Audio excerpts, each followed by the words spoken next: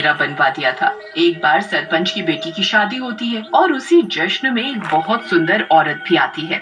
वहाँ आए हुए सब लड़के उसी औरत को देखने लगते हैं। अगले दिन जब वो लड़की वापस जाती है तो मुन्ना उसके पीछे पीछे जंगल में चला जाता है। चलते चलते वो लड़की गायब हो जाती है और अगले दिन मुन्ना की आधी खाई लाश गांव वालों को मिलती है। फिर इसी तरह वो लड़की गांव में आती और फिर जंगल में गायब हो जाती। उसके आने की वजह से धीरे धीरे गांव में लड़के गायब होने लगे।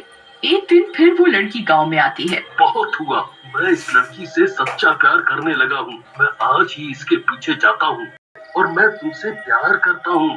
अगर तुम मुझे न मिली तो बदले में मुझे मरना भी मंजूर है। अरे मर गया रे। वो सुंदर लड़की जो हमारे गांव में आती थी वो ही चुड़ैल है। वहीं दूसरी ओर चुड़ैल का साया उस लड़की से हटता है तो वो गांव में फिर से आती है और हरिया को ढूंढने लगती है।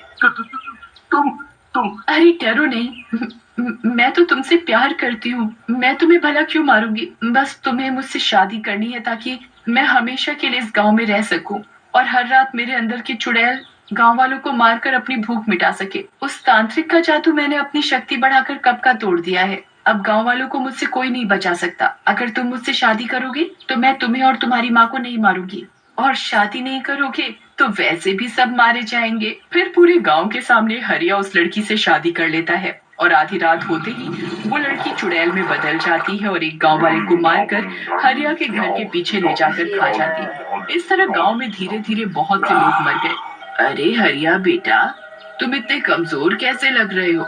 कुछ तो है बेटा, मुझे बताओ, मैं तुम्हारी माँ हूँ। हरिया रोते हुए अपनी माँ को सब बताता है। फिर हरिया की माँ तांत्रिक हरिया को बहुत गुस्सा आता है और वो जल्दी से चुड़ैल की नाभि में त्रिशूल मार देता है।